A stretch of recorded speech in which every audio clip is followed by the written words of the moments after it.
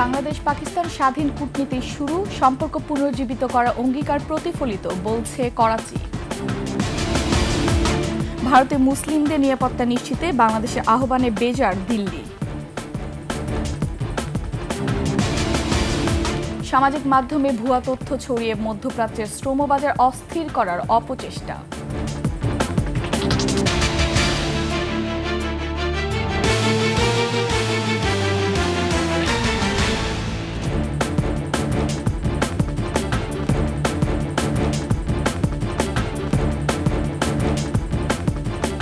শুনছিলেন সংবাদ শিরোনাম। আমন্ত্রণ ২১শে সংবাদে, সাথে আছে আমি ফারহানা লুপা। দর্শক, ২১শে টেলিভিশনের সংবাদ একসাথে সরাসরি দেখতে পাবেন আমাদের ফেসবুক পেজ www.facebook.com/2124 অনলাইনে। এছাড়া সাবস্ক্রাইব করতে পারেন www.youtube.com/@21 চ্যানেলে। এক যুগেরও বেশি সময় পর অনুষ্ঠিত হলো বাংলাদেশ পাকিস্তান পররাষ্ট্র সচিব পর্যায়ের বৈঠক। দীর্ঘদিন পর হওয়া এই বৈঠক দ্বিপক্ষীয় সম্পর্কের অগ্রগতিতে ইতিবাচক ভূমিকা রাখবে বলে মনে করছেন বিশ্লেষকরা। একই সঙ্গে এর মধ্য দিয়ে বাংলাদেশ অগ্রসর হচ্ছে স্বাধীন পররাষ্ট্র নীতির দিকে, এমনটাও বলছেন তারা। বিস্তারিত নাহিদ সিরাজি নিম্মির রিপোর্টে। বাংলাদেশ পাকিস্তান পররাষ্ট্র সচিব পর্যায়ে যে আনুষ্ঠানিক বৈঠক হয়ে গেল, সেটি নিয়মিত হওয়ার কথা থাকলেও এবার হলো প্রায় ১৫ বছর পর। গেল বছর ৫ আগস্ট আওয়ামী লীগ সরকার ক্ষমতাচ্যুত হওয়ার পর বাংলাদেশ পাকিস্তান কূটনৈতিক সম্পর্ক নতুন করে এগিয়ে নেয়ার চেষ্টা দৃশ্যমান হতে থাকে। তারই ধারাবাহিকতায় ১৬ এপ্রিল ঢাকায় আসেন পাকিস্তানের পররাষ্ট্র সচিব আমনা বালুচ। আনুষ্ঠানিক বৈঠক করেন বাংলাদেশের পররাষ্ট্র সচিব জসিমউদ্দিনের সাথে। এছাড়া আলাদা বৈঠক হয় পররাষ্ট্র উপদেষ্টা ও প্রধান উপদেষ্টার সাথে। নতুন পথ চলার প্রথম আনুষ্ঠানিক এই আলাপে দুই দেশের অমীমাংসিত ঐতিহাসিক বিষয় যেমন আলোচিত হয়েছে, তেমনি এসেছে সম্পর্ক জোরদারের প্রসঙ্গ। বিশ্লেষকরা মনে করছেন, নিঃসন্দেহে এই বৈঠক দুই দেশের জন্যই ইতিবাচক হবে। যখনই পাকিস্তানের সাথে সম্পর্কের কথা আসে, তখনই আমাদের ৭১-এর কথা স্বাভাবিকভাবেই সামনে চলে আসে, এবং সেটার একটা না টানলে, কনক্লুশন না টানলে সম্পর্ককে এগিয়ে নিয়ে যাওয়া যাবে না। সেই কথাটি কিন্তু বাংলাদেশের পররাষ্ট্র সচিব এবং বাংলাদেশের অন্যান্য যারা তার সাথে দেখা করেছে তাদের কথা থেকে সেই কথাটি বারবার সামনে চলে এসছে। পাকিস্তান, চায়না বা আর যা যা দেশ আছে তাদের সাথে সম্পর্ক করব, প্রোভাইডেড আমরা ভারতের সিকিউরিটি কোনো কনসার্ন তৈরি করব না। ভারতের একনায়কতান্ত্রিক বলয় থেকে বেরিয়ে পাকিস্তানের সাথে কূটনৈতিক সম্পর্ক স্থাপনের মধ্য দিয়ে বাংলাদেশ ধাবিত হচ্ছে স্বাধীন পররাষ্ট্রনীতির দিকে, এমনটাও বলছেন বিশ্লেষকরা। বাংলাদেশ কি ভারতের বলয় থেকে বেরিয়ে এসেছে? আমি বলবো অনেকটাই বেরিয়ে এসেছে। সেটা আমরা ট্রান্সশিপমেন্ট, তার প্রত্যুত্তরে আমাদের এই যে স্থলবন্দরে সুতা আমদানি বন্ধ, এবং আমরা যুক্তরাষ্ট্রের সাথে, জাতিসংঘের সাথে, আরাকানে, সেখানে হিউম্যান করিডোর, নানান বিষয় করছি যেগুলোতে ভারতের আমরা মতামত নিচ্ছি না। পাকিস্তানের 71-এ রোলের কারণে আমরা তাকে সমালোচনাও করব, কিন্তু সমালোচনা করার মানে এই না যে আমরা সব সম্পর্ক বন্ধ করে দেব। এটা আন্তর্জাতিক কূটনীতিতে হয় নাই। ভারত যে সকল কারণে বাংলাদেশের প্রতি ক্ষিপ্ত, কোন কারণটা যৌক্তিক? আমি কোনো যুক্তিসঙ্গত কোনো কারণ খুঁজে পাচ্ছি না। প্রায় ১.৫ দশক পর প্রথম এই ফরেন অফিস কনসালটেশন বৈঠক দুদেশের অগ্রগামী সম্পর্কের পুঁজি। নাহিদ সিরাজি নিম্মি, ২১শে টেলিভিশন, ঢাকা। এদিকে বাংলাদেশের সঙ্গে বৈঠকে দ্বিপক্ষীয় সম্পর্ক পুনরুজ্জীবিত করার অঙ্গীকার প্রতিফলিত হয়েছে বলে জানিয়েছে পাকিস্তান। পাকিস্তান বলেছে, ১৫ বছর পর আবারও অনুষ্ঠিত হলো পাকিস্তান ও বাংলাদেশের পররাষ্ট্র সচিব পর্যায়ে ষষ্ঠ দ্বিপক্ষীয় বৈঠক। বৈঠকে উভয় দেশের রাজনৈতিক, অর্থনৈতিক, সাংস্কৃতিক, শিক্ষাগত, কৌশলগত সহযোগিতা সহ নানা বিষয়ে বিস্তারিত মতবিনিময় করেছে বলে একটি বিজ্ঞপ্তি প্রকাশ করেছে পাকিস্তানের পররাষ্ট্র মন্ত্রণালয়। বিজ্ঞপ্তিতে বলা হয়, উভয় দেশ দ্বিপক্ষীয় চুক্তিগুলো দ্রুত চূড়ান্তকরণ, নিয়মিত প্রাতিষ্ঠানিক সংলাপ এবং বাণিজ্য, কৃষি, শিক্ষা ও সংযোগ বৃদ্ধির ওপর গুরুত্বারোপ করা হয়েছে। এছাড়া করাচি ও চট্টগ্রামের মধ্যে সরাসরি নৌযান চলাচল শুরুর বিষয়টিকে স্বাগত জানিয়েছে পাকিস্তান।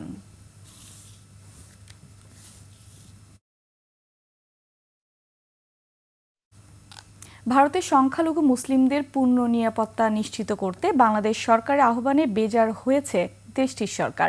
বিবৃতিতে ভারতের পররাষ্ট্র মন্ত্রণালয়ের মুখপাত্র রণধীর জয়সওয়াল বাংলাদেশে অন্তর্বর্তী সরকারের ওই আহ্বানকে অসৎ প্রয়াস বলে মন্তব্য করেছেন। ভারতে কিছুদিন আগে পাশ করা ওয়াকফ বিল নিয়ে পশ্চিমবঙ্গে ভারতীয় মুসলিমদের বিক্ষোভ দমনে আধা সামরিক বাহিনী মোতায়েন করে নির্যাতন চালায় ভারত। পশ্চিমবঙ্গের মুখ্যমন্ত্রী মমতা দাবি করেন ওয়াকফ বিল নিয়ে সংঘাতের পেছনে বাংলাদেশের নাগরিকরা দায়ী। এ অবস্থায় ভারতের মুসলিমদের ওপর নির্যাতনের তীব্র নিন্দা জানিয়েছে বাংলাদেশ। দেশটিকে সংখ্যালঘু মুসলিমদের পূর্ণ নিরাপত্তা নিশ্চিত করার আহ্বান জানায় ঢাকা। তবে ঢাকার আহ্বান প্রত্যাখ্যান করে জয়সওয়াল বলেন, বাংলাদেশের সংখ্যালঘু নিপীড়নে ভারতের উদ্বেগের সঙ্গে সমান্তরাল অবস্থান প্রকাশে বাংলাদেশ ছলনাপূর্ণ অসৎ চেষ্টা চালাচ্ছে।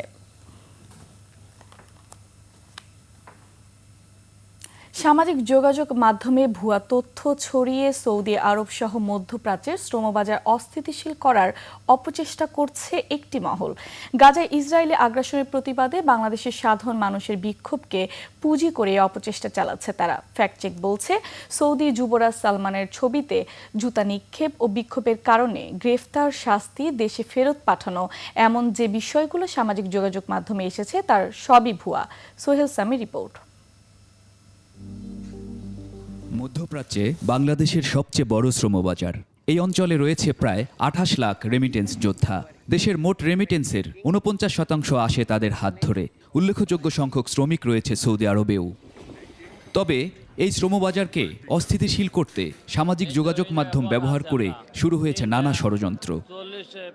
এটি একটি মিছিলের ছবি। বলা হচ্ছে, এই মিছিল থেকে সৌদি যুবরাজ সালমানের ছবিতে জুতা নিক্ষেপ করা হয়েছে। সারাহ মেহজাবিন নামে আরেকটি ভেরিফাইড ফেসবুকে একটি ভিডিও আপলোড করা হয়। দাবি করা হয়, ইসরায়েল বিরোধী বিক্ষোভ করায় বাংলাদেশের শ্রমিকদের সৌদি আরব থেকে দেশে পাঠিয়ে দেয়া হচ্ছে। ফিরে আসা প্রবাসী সংবাদের সত্যতা যাচাইয়ের সাথে সম্পৃক্ত ফ্যাক্ট চেক বলছে এগুলোর সবই ভুয়া। এই ঘটনাগুলো সৌদি আরবের সরকার পক্ষ থেকে কোনো ঘোষণা নেই। সৌদি আরব সরকার এই ঘটনার সাথে যোগাযোগ বা যোগসাজশ থাকার কারণে কাউকে পাঠায়নি।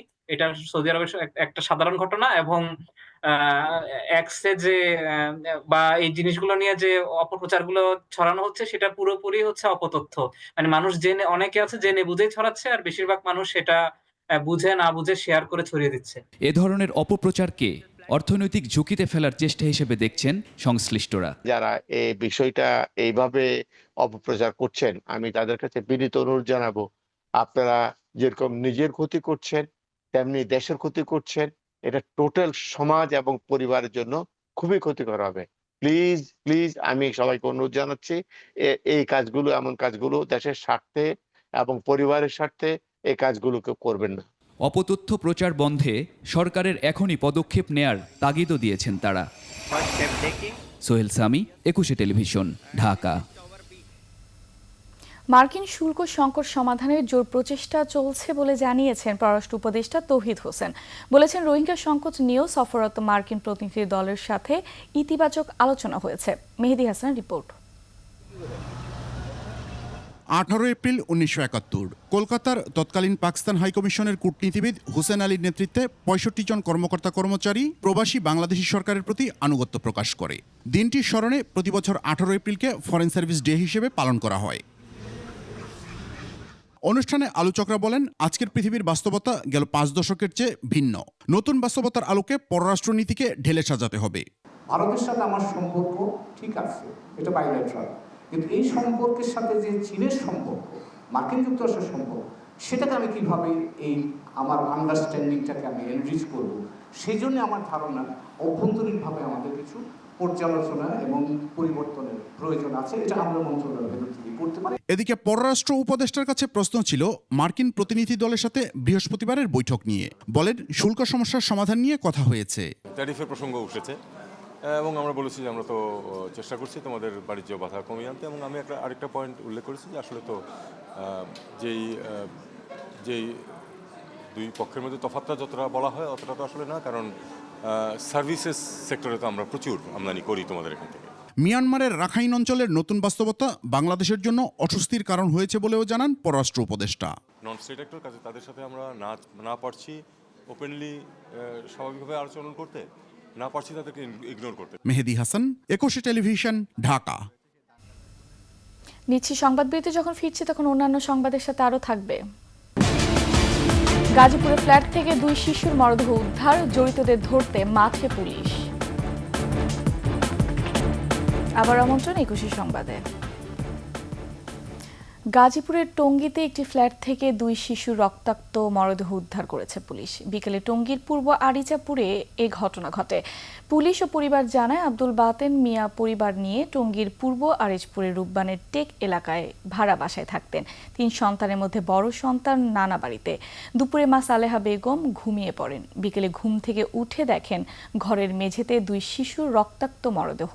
ঘটনার সময় শিশুদের বাবাও বাইরে ছিল। পুলিশের ধারণা, দুর্বৃত্তরা ফ্ল্যাটে ঢুকে ধারালো অস্ত্র দিয়ে শিশুদের হত্যা করেছে। ঘটনার কারণ উদ্ঘাটন ও জড়িতদের ধরতে মাঠে নেমেছে পুলিশ। বাতেন ভাই যখন বাইরেও চলে যায়, পরবর্তীতে অনেকক্ষণ পরে 20-25 মিনিট পরে ওনার ওয়াইফও আসিফের বাইরে চলে যায়। বাইরে থেকে আবার 15 মিনিট পরে আবার উনি আর ভিতরে ঢুকে নর্মালভাবে গেছে।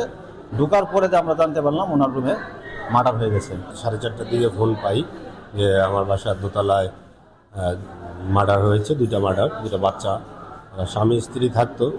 জানুয়ারি মাসে আমাদের বাসায় উঠছে। কে করেছে, কিভাবে হয়েছে, সেটি আমরা এখনও সেই রহস্য উদ্ঘাটনের চেষ্টায় আছি। আমরা কিছু লোকজনকে, তার মা বাবা সহ অন্যান্য লোকজনকে জিজ্ঞাসাবাদের পর্যায়ে আছে, জিজ্ঞাসাবাদ করছি। এখনও আমরা রহস্য উদ্ঘাটন করতে পারিনি। রাজধানী পশ্চিম শেওড়াপাড়ায় ইস্ট ওয়েস্ট স্কুলের পাশের গলিতে চাপাতি ঠেকিয়ে ছিনতাইয়ের ঘটনায় শাকিল নামের এক যুবককে গ্রেফতার করেছে পুলিশ। শুক্রবার ভোররাতে গাজীপুর সদর উপজেলার পুবাইল এলাকা থেকে তাকে গ্রেফতার করা হয়। এ ঘটনায় আরও 2 জনকে খুঁজছে পুলিশ। মফিউর রহমানের রিপোর্ট। সিসিটিভি ফুটেজে দেখা যায়, রিকশা করে 2 তরুণ-তরুণী গলির মুখে এসে দাঁড়ায়। পরে পিছন থেকে মোটরসাইকেলে করে 3 জন এসে রিকশার সামনে দাঁড়ায়। এক পর্যায়ে সাদা টি শার্ট ও কালো শার্ট পরা 2 জন মোটরসাইকেল থেকে নামেন। মুহূর্তেই কিছু বুঝে ওঠার আগেই কোমর থেকে ছিনতাইকারীরা ধারালো চাপাতি বের করে ভয়ভীতি দেখিয়ে তরুণীর কাছ থেকে ভ্যানিটি ব্যাগ ছিনিয়ে নেন সাদা টি শার্ট পরিহিত লোক। গত বৃহস্পতিবার ভোররাতে রাজধানীর পশ্চিম শেওড়াপাড়া ইস্ট ওয়েস্ট স্কুলের সামনে এই ঘটনা ঘটে। মুহূর্তে সামাজিক যোগাযোগ মাধ্যমে ভাইরাল হলে আলোড়ন সৃষ্টি হয়।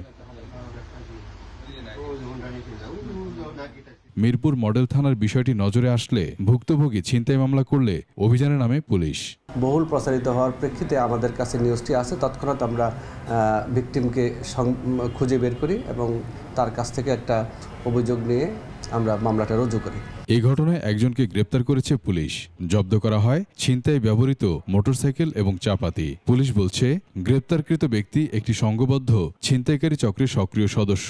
আজকে ভোরবেলায় আমরা এই ঘটনার সাথে প্রত্যক্ষভাবে জড়িত এবং মূল আসামি ইমরান খান শাকিব ওরফে শাকিলকে আমরা গ্রেপ্তার করি এবং তার কাছ থেকে আমরা ছিনতাই কাজে ব্যবহৃত যে মোটরসাইকেল সেটাও উদ্ধার করি এবং 2,500 টাকাও তার কাছ থেকে উদ্ধার করি।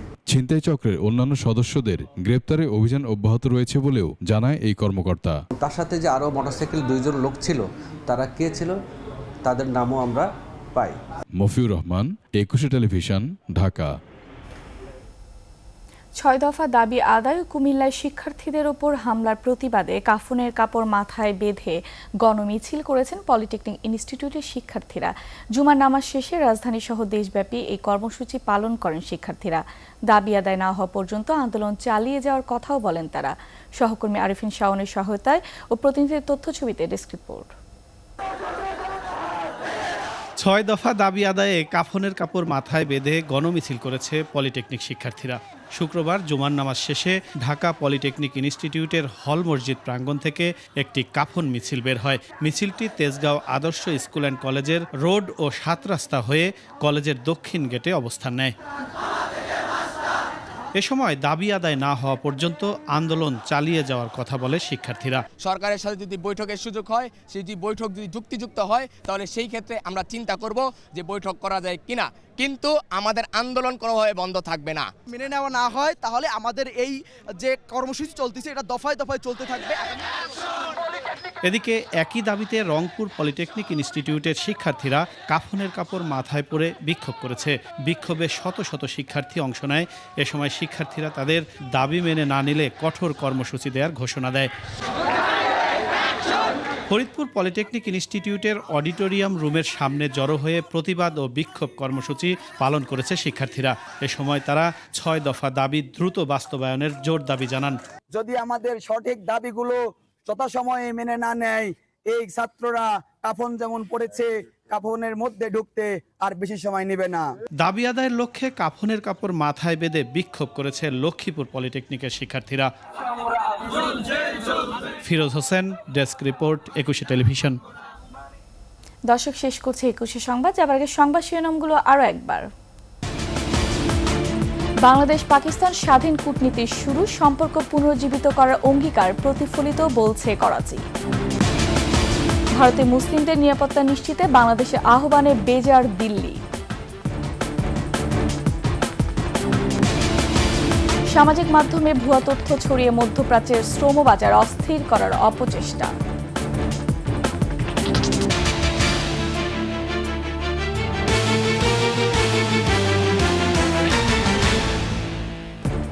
সবশেষ সংবাদ জানতে ডায়াল করুন 2021 নম্বরে ভিজিট করুন ekushe-tv.com ওয়েবসাইটে।